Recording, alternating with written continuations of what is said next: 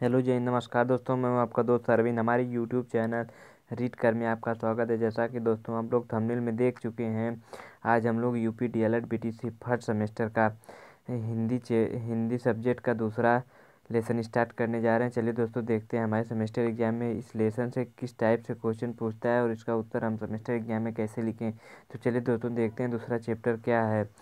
दूसरा चैप्टर है भाषाई कौशलों का विकास। भाषा का विकास किस टाइप से होता है, हम किस प्रकार से कितना समय सुनने में खर्च करते हैं, कितना बोलने में, कितना लिखने में, इसका उच्चारण कैसे होता है तथा इसके दोष, इसका निवारण हम लोग इसमें पढ़ेंगे। चलिए दोस्तों वीडियो शुरू करते हैं। हमारे सेमेस्टर एग्जाम में किस टाइप से क्वेश्चन पूछता है, जैसे श्रवण का अर्थ बताइए। तो चलिए हम लोग देखते हैं भाषाई कौशलों में सुनना, बोलना, पढ़ना और लिखने में श्रवण कौशलों एक महत्वपूर्ण कौशल है। शिशु के जन्म से ही इस कौशल को सीखने का आरंभ हो जाता है। यह जीवन भर चलता रहता है। हम जागृत अवस्था में 42% समय सुनने में व्यतीत करते हैं। एक अध्ययन के अनुसार बच्चा कक्षा के बाहर खेल कूद, आकाशवाणी, दूरदर्शन आदि के कार्यक्रम सुनने में प्रतिदिन लगभग 4 घंटे का समय व्यतीत करता है। इतना ही नहीं, श्रवण का भाषण और पठन पाठन से सीधा संबंध है। चलिए दोस्तों देखते हैं अगला क्वेश्चन हम लोग किस तरह से पूछ सकता है हमारे इस चैप्टर से भाषाई कौशलों का विकास से। देखते हैं दोस्तों, श्रवण कौशल की दो विधियों का उदाहरण सहित दीजिए। इसमें हम लोग हेडिंग डाल सकते हैं श्रवण की प्रक्रिया। तो इसमें हम लोग किस प्रकार से लिख सकते हैं, सुनना एक प्राकृतिक प्रदत्त शक्ति है। जिस व्यक्ति की श्रवणेंद्रियां ठीक नहीं होती हैं, वह व्यक्ति कभी कभार अर्थ का अनर्थ सुन लेता है, जिससे व्यक्ति के संबंध भी टूट जाते हैं। सामान्यतः श्रवण का अर्थ किसी ध्वनि, बातचीत, वाद्य संगीत आदि के सुनने से लिया जाता है, किंतु यह सुनने का बहुत सीमित अर्थ है। श्रवण का अर्थ ध्वनियों का सुनने मात्र नहीं, अपितु आचरण या व्यवहार करने जैसी जटिल प्रक्रिया सम्मिलित है। अगला है श्रवण कौशल का महत्व क्या है। बालक प्रारंभिक काल से ही सामर्थ्य और निरर्थक अनेक ध्वनियाँ सुनना प्रारंभ कर देता है। जन्म के समय बजने वाली कांसे की थाली, ढोलक, स्त्रियों के गाने आदि पहले दिन से ही बालक के कर्ण के यंत्रों को तरंगित करने लगता है। ये सार्थक ध्वनियाँ उसके कान में बारंबार न पड़े तो वह बधिर और मूक हो जाता है। बालक की अधिकांश भावी शिक्षा उनकी श्रवण शक्ति पर ही अवलंबित है। शोधकर्ता के अनुसार मनुष्य अपनी दिनचर्या में भाषा व्यवहार के अंतर्गत निम्न प्रकार समय लगाता है। विद्यालय में विद्यार्थी का लगभग आधा समय सुनने में लगता है। श्रवण केवल शारीरिक क्रिया नहीं, अपितु एक मानसिक क्रिया भी। व्यक्ति अपने पूर्वानुभवों के संदर्भ में श्रुति सामग्री को समझता है, उस पर विचार करता है। ध्यान भटक जाने पर वह श्रुति विषय का पूरा बोध नहीं कर पाता। वैदिक कालीन और उत्तर वैदिक कालीन जितना भी साहित्य था वह सुनकर ही याद किया जाता था। इस समय लेखन प्रक्रिया नहीं चलती थी। आगे दोस्तों देखते हैं हम लोग कितना परसेंट लिखने में, कितना बोलने में, कितना पठन पाठन में हम लोग 25% प्रयोग करते हैं, बोलने में 30%, समझ और सुनने में 45% हम लोग उपयोग करते हैं। श्रवण शक्ति के विकास के साधन क्या क्या हैं दोस्तों। सुनने की योग्यता विकसित करने हेतु विभिन्न साधन अपनाए जा सकते हैं। ये साधन छात्र स्तरानुकूल अपनाए जाने चाहिए। इस साधनों के माध्यम से ही श्रवण शक्ति का विकास होता है, जैसे कक्षा शिक्षण के दौरान पठन पाठन के अंदर पाठ्यांतर क्रियाओं के द्वारा। अगला है कक्षा शिक्षण के दौरान, हम लोग इसको डिटेल में डिस्कस करते हैं दोस्तों। तो कक्षा शिक्षण के दौरान बालक गीत, कविता के माध्यम से और कहानी के माध्यम से विभिन्न मनोभाव, हर्ष, क्रोध, आश्चर्य, घृणा, करुणा, व्यंग पर आधारित सामग्री कक्षा में सुनता है। अध्यापक द्वारा आदर्श वाचन व सस्वर वाचक करते हैं, उच्चारण, स्थान आदि का ज्ञान देकर, कक्षा में प्रश्न पूछकर।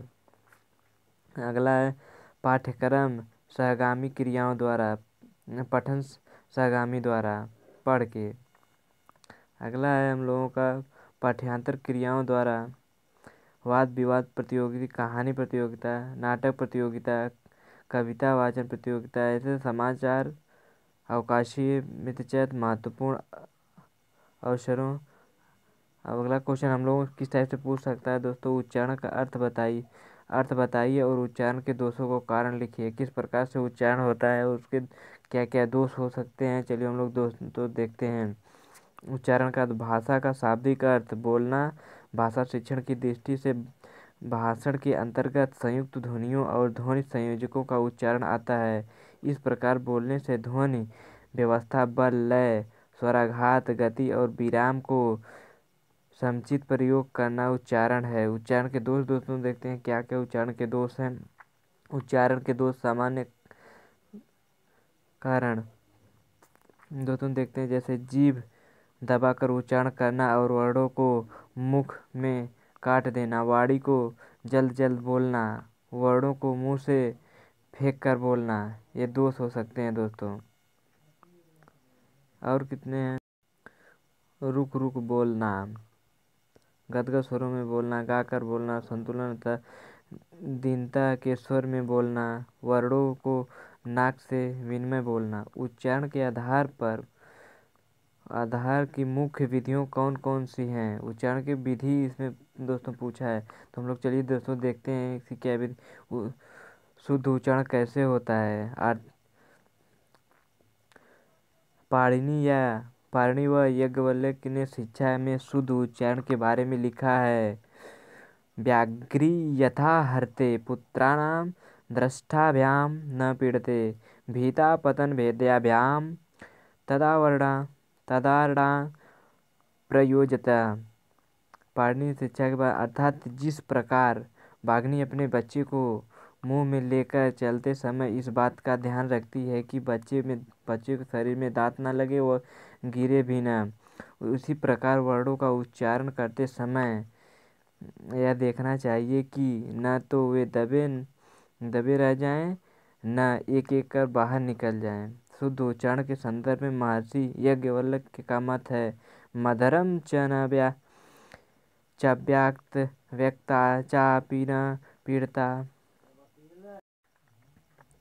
सन्याव्या देश्यांत न वर्णा सकारांत गता, यथा सुमत्र नागेन्द्र पदात्म निधापते, एव पदम पदयामि दर्शनिक पृष्ठ पृथक पृथक। अर्थात इसका क्या अर्थ है दोस्तों, पढ़ने में कोई गलती हो तो सॉरी इसके लिए दोस्तों। अर्थात वाणी का उच्चारण मधुर हो किंतु अस्पष्ट न हो, और सुस्पष्ट हो किंतु पीड़ित न हो। जिस प्रकार सुंदर राजा के द्वारा पालित देश वर्ण संकरता को प्राप्त नहीं होता, उसी प्रकार उच्चारण में वर्ग संतृप्त नहीं होना चाहिए। जिस प्रकार मदमस्तक हाथी का पैर रखने के पश्चात बड़ी सावधानी से दूसरे पैर रखता है, उसी प्रकार एक पद बोलने के पश्चात दूसरे पद को बड़ी सावधानी से बोला जाए, जिससे सभी पद स्पष्ट हों, पृथक पृथक रूप में दर्शनीय हो। उच्चारण की क्या प्रमुख महत्व है दोस्तों देखें। ध्वनि व्याख्या, बल। शुद्ध रूप से उच्चारण करने के लिए हिंदी ध्वनियों की व्याख्या ज्ञान आवश्यक है। बल, जिस शक्ति के द्वारा किसी ध्वनि वर्ण का उच्चारण किया जाता है उसे अक्षर या वर्ण बल कहते हैं। अगला क्वेश्चन हमारे सेमेस्टर एग्जाम में किस टाइप से पूछा जा सकता है, इसमें अभी और है शब्द, बल, लय, स्वाघात, गति, विराम, ये सब का ध्यान देना चाहिए। उच्चारण के क्या क्या दोष हैं। उच्चारण स्थलों का ज्ञान होना, उच्चारण के प्रमुख तत्वों का ज्ञान होना, व्यक्ति के ध्वनि यंत्रों के विकास, क्षेत्रीयता का प्रभाव, अशिक्षित परिवार, प्रारंभिक ऐसा उच्चारणाभ्यास का अभाव, मनोवैज्ञानिक भय, आशंका, क्रोध आदि का कारण होना, ये दोष हैं दोस्तों। अगला क्वेश्चन हम लोगों को किस टाइप से पूछा जाए, उच्चारण दोषों के निराकरण हेतु उपाय, मतलब उच्चारण करते समय किन किन बातों को ध्यान में रखा जाना चाहिए। उच्चारण स्थलों का ज्ञान कराए, उच्चारण के प्रमुख तत्वों का ज्ञान कराया जाए, शारीरिक विकारों की चिकित्सा, अशिक्षित परिवारों में शिक्षा की व्यवस्था, क्षेत्रीय के प्रभाव का अंत, अध्यापक द्वारा शुद्ध उच्चारण कराया जाए। उच्चारण अभ्यास कराया जाए, मनोवैज्ञानिक पक्षों पर ध्यान दिया जाए।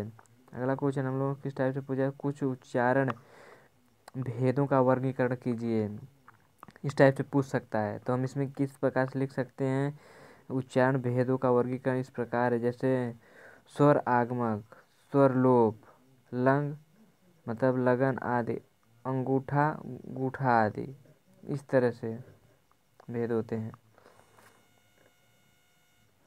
जैसे इसमें बहुत दिया है दोस्तों, हम कुछ कुछ का, जैसे लकुल मतलब बालक बालक आदि, व्यंजक आगम सड़क सड़क, इस तरह से होता है। अगला क्वेश्चन किस टाइप से पूछ सकता है, पठन का क्या अर्थ है, आरंभिक स्तर पर पठन शिक्षण की दो विशेषता लिखिए, वाचन का अर्थ लिखिए, वाचन की प्रकृति स्पष्ट कीजिए। तो हम लोग ये दोस्तों देखिए 2016-15 में पूछा जा सकता है, आने वाली परीक्षा में भी पूछा जा सकता है। दोस्तों देखते हैं, भाषा के दो रूप हैं, एक मौखिक दूसरा लिखित। मौखिक भाषा को बोला जाता है किंतु लिखित भाषा को वाचन पढ़ना ही होता है। लिखित भाषा को देखकर बोलना ही वाचन कहलाता है। वाचन के पर्याप्त पठन और वाचना है। ल्यूइस के अनुसार वाचन एक साधन है जिसके माध्यम से बालक संपूर्ण मानवता के द्वारा संचित ज्ञान राशि को से परिचित हो सकता है। संक्षेप में यह कह सकते हैं कि लिपि प्रतीकों की पहचान, अग्रग्रहण और उसका पूर्व पर संबंध जोड़ते हुए पूर्व अवकाश समझ लेने का नाम पढ़ना वाचन पठन है। वाचन के उद्देश्य क्या क्या हैं दोस्तों, देखते हैं उद्देश्य इसके। बालकों को ऐसी क्षमता उत्पन्न कराना कि वे पाठ पढ़कर उसके भाव ठीक ठीक समझ सके। वाचन छात्र छात्रों को शुद्ध उच्चारण का आरंभ करना, पठन पढ़ते समय स्वरों के उतार चढ़ाव तथा विराम आदि का ध्यान रखे, आत्मसात किए गए विषय को बालक दूसरे को समझाने में सक्षम हो। वाचन का महत्व क्या है दोस्तों, देखिए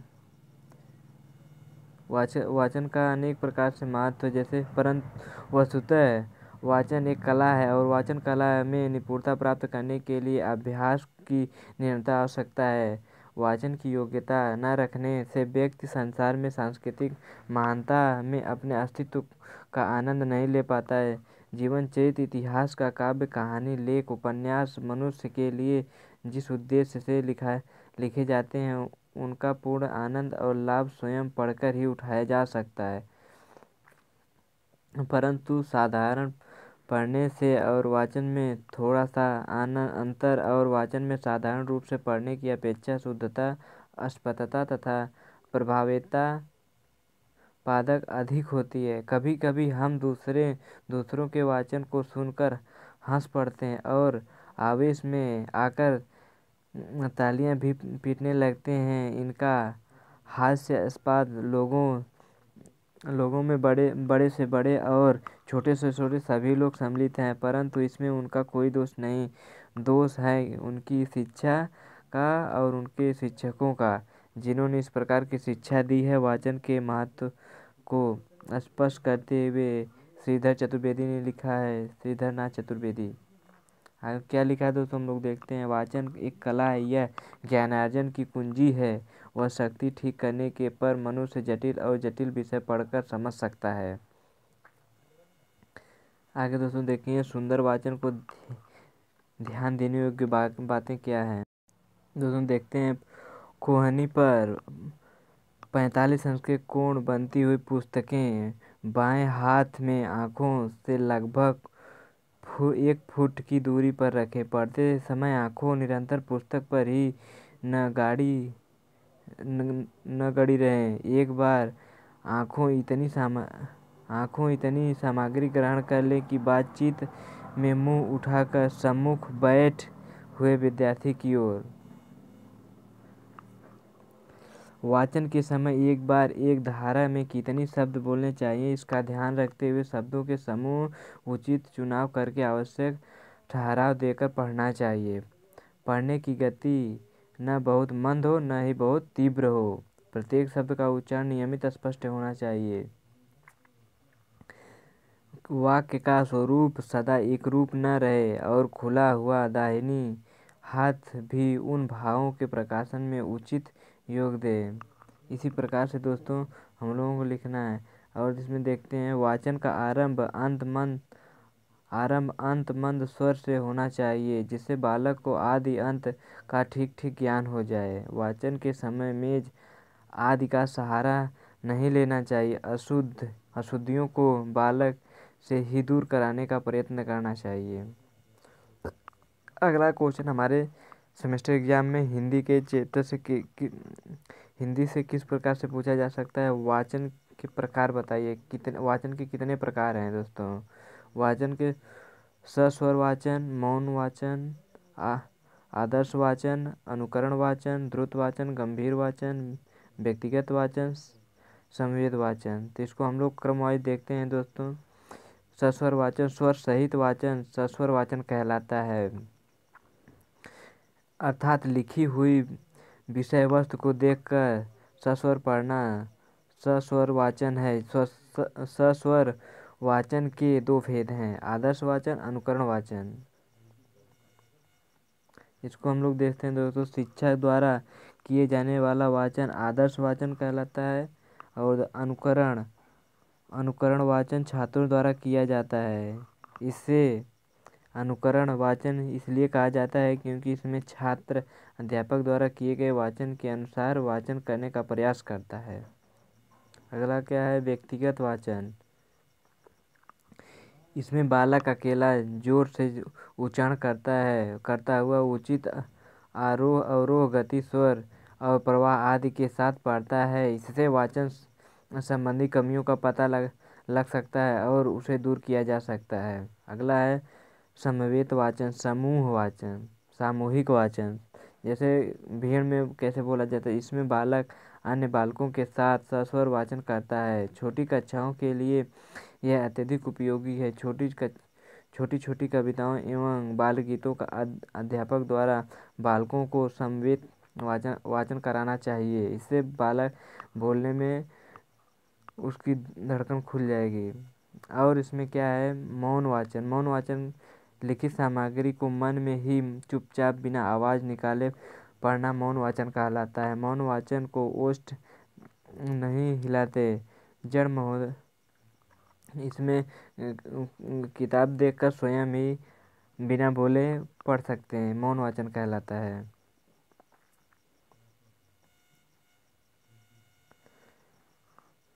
द्रुत मौन वाचन का उद्देश्य विशेष रूप से मनोरंजन की प्राप्ति है। पुस्तकालय अथवा घर पर विभिन्न पत्र पत्रिकाओं तथा समाचार पत्रों को पढ़ना इस प्रकार के मौन पाठन के ही अंतर्गत आता है।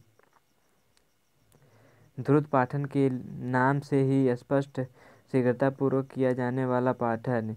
इसमें विषय वस्तु सरल एवं बोध रहस्य होती है।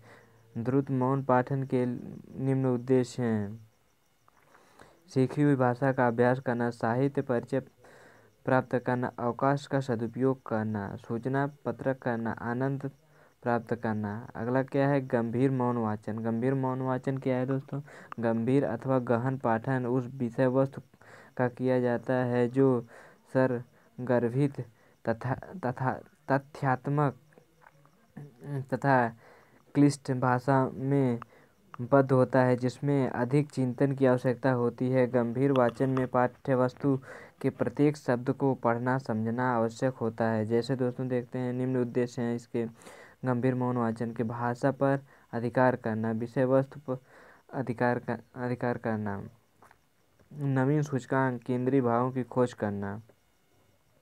अलग टाइप से क्वेश्चन पर स्वर वाचन की विशेषता। सस्वर वाचन, ध्वनियों का ज्ञान। बालक को विभिन्न ध्वनियों का ज्ञान होना चाहिए और समान ध्वनियों में भेद करने की सामर्थ्य शक्ति होना चाहिए। उच्चारण की शुद्धता। उत्तम सस्वर वाचन में शुद्धता का विशेष महत्व है, अतः प्रत्येक शब्द का उच्चारण शुद्ध रूप से करना चाहिए। उच्चारण में अशुद्धता कई कारणों से हो सकती हैं, जैसे क्षेत्रीय प्रभाव के कारण, मनोवैज्ञानिक कारण, शिक्षक का अशुद्ध उच्चारण, इस प्रकार से। अगला है विराम चिन्ह। अल्प विराम एवं पूर्ण विराम का ध्यान न देकर उसे गलत उच्चारण हो जाता। स्पष्टता, वाचन स्पष्ट होना चाहिए, इसके लिए स्वर पर नियंत्रण आवश्यक होना चाहिए। उपयुक्त बलाघात, बल शक्ति की वह मात्रा जिसके द्वारा कोई वर्ण या शब्द उच्चारित किया जाता है। ज़्यादा बल लगाने से ध्यान केंद्रित नहीं रहता है। शब्दों पर हमें ध्यान रखना चाहिए कि किसी शब्द पर कितना बल देना चाहिए। जैसे हे प्रभु, मुझे एक सिलवान पुत्र दीजिए। ऐसे ही दोस्तों अगला क्या है, शब्दों का प्रवाह है, अर्थ की प्रतीति है, स्वर में सकारात्मकता है, वाचन की मुद्रा है। तो हम लोग देखते हैं वाचन में प्रवाह का ध्यान रहना चाहिए। गति का नियंत्रण अवश्य ना हो तो बहुत द्रुत गति से पढ़ना चाहिए, न रुक रुक कर न धीरे धीरे। अर्थ की प्रति सुंदर वाचन वह है जो पढ़ते समय शब्दों का अर्थ ग्रहण करता चलता है। यह गति, लय, उच्चारण, विराम आदि का ध्यान रखकर वाचन किया जाता है। स्वर में रसात्मक अच्छा वाचन कर्कश ढंग से नहीं पढ़ता है, न ही उसमें रुखापन रहता है, वरना सरल ढंग से मधुरता के साथ शब्दों का उच्चारण करता है। अगला है दोस्तों वाचन की मुद्रा। वाचन करते समय अच्छा वाचन आवश्यक ढंग से सिर नहीं हिलाना चाहिए, हाथ नहीं फटकाना चाहिए, मेज नहीं पीटना चाहिए। ये वाचन की मुद्रा है। रुचि क्या है, पढ़ते समय अच्छा वाचन पढ़ने में रुचि लेता है, उसे वाचन में आनंद होना चाहिए। अगला क्वेश्चन हमारे सेमेस्टर एग्जाम में किस टाइप से पूछा जा सकता है। वाचन शिक्षा की विधियां बताइए। वाचन शिक्षा करने की कितनी कितनी विधियां हैं दोस्तों। तो चलिए हम लोग दोस्तों देखते हैं क्रम वाइज। वाचन शिक्षा में अनेक विधियों को प्रयुक्त किया जाता है, जहां वाचन की प्रमुख विधियां उल्लेखित की गई। अक्षर का बोध विधि, ध्वनि साम्य विधि, देखो और कहो विधि, वाक्य शिक्षण विधि, अनुकरण विधि। दोस्तों चलिए हम लोग दोस्तों देखते हैं कहानी विधि। हम लोग क्रम वाइज इसको देखते हैं। अक्षर बोध विधि क्या है, यह सबसे प्राचीन शिक्षण विधि है। इसमें सर्वप्रथम हिंदी वर्णमाला का क्रमबद्ध स्वर व्यंजन ज्ञान कराया जाता है, इसलिए इसे अक्षर बोध विधि कहा जाता है। जब बालक अक्षरों का ज्ञान भली भांति प्राप्त कर लेता है, तब उन्हें शब्द बनाए सिखाए जाते हैं और शब्दों को जोड़कर वाक्य रचना की ओर बढ़ाए जाते हैं। ध्वनि साम्य विधि क्या है, जब एक सी ध्वनियों वाले शब्दों को एक साथ समानता के आधार पर सिखाया जाता है, तब वह ध्वनि साम्य विधि कहलाती है। जैसे श्रम, भ्रम, क्रम आदि। इस विधि से बालक एक ही ध्वनि के आधार पर अन्य नवीन शब्दों का ज्ञान प्राप्त कर लेते हैं। भाषा ज्ञान सुबोध व रुचि कर होता है। कभी कभी इस विधि के अंतर्गत अनावश्यक शब्द भी सीखने पड़ जाते हैं, जिसको हम प्रयोग में नहीं लाते हैं। वाचन में इस विधि का उपयोग सीमित है। देखो और कहो विधि, इसमें छात्र के सामने शब्द के साथ चित्र भी प्रस्तुत किया जाता है। छात्र पहले देखकर कुछ समझता है, फिर बोलता है। इस विधि से यह आवश्यक है कि छात्र के ज्ञान क्षेत्र के अंतर्गत सैंपल पर चित्र बनाकर अथवा दिखाकर सामने लिख कर पढ़ने का ही सही अभ्यास कराए। जैसे कमल का फूल दिखाकर कमल शब्द का उच्चारण कराया जाए। अगला क्या है, वाक्य शिक्षण विधि।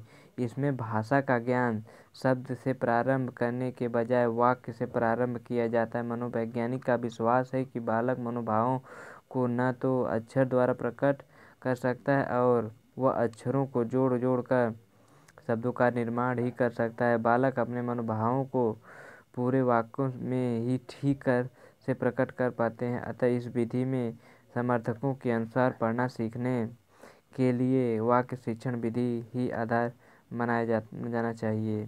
अगला विधि है अनुकरण विधि, कहानी विधि। इस विधि के अनुसार अध्यापक एक एक कर शब्द का उच्चारण कराता है तथा बालक उसका अनुकरण करते हैं। इसे सुना और कहो विधि कहा जा सकते हैं। इस विधि का प्रयोग करते समय शिक्षक को इस बात का ध्यान रखना चाहिए कि उसका उच्चारण शुद्ध हो तथा कक्षा के सभी छात्र शिक्षक का अनुकरण करें। कहानी, यह विधि वाक्य शिक्षण विधि का दूसरा रूप है। अनेक चित्रों की सहायता से कहानी बालकों को सुनाई जाती है। चित्रों के नीचे बड़े बड़े अक्षरों में वाक्य लिखे जाते हैं। यह वाक्य कहानी से संबंधित होते हैं। कहानी छोटे छोटे बालकों के लिए विशेष लाभदायक होती है। भाषा शिक्षण यंत्र विधि क्या है? यह पठन की आधुनिक विधि, यह अनुकरण विधि का ही दूसरा रूप है। अनुकरण विधि में अध्यापक स्वयं किसी शब्द या पंक्ति का उच्चारण करता है तथा छात्र को दोहराते हैं। उसी प्रकार भाषा यंत्र विधि में ध्वनि अभिलिखित यंत्र में अभिलेख विषय वस्तु को बार बार छात्रों को सुनाया जाता है और वे उसका अनुकरण करते हैं। यह एक रोचक विधि है किंतु व्यय साधन है। अगला क्या है? समूह पाठन विधि। इस विधि के अंतर्गत बच्चों को आगे बुलाकर सभी छात्रों के समक्ष समूह में किसी बुक को पढ़ाया जाता है। तब उनका उच्चारण सही होने पर वह समूह पाठन विधि कहलाती है। सहचर्य विधि क्या है? इस विधि का प्रयोग मॉन्टेसरी ने किया था।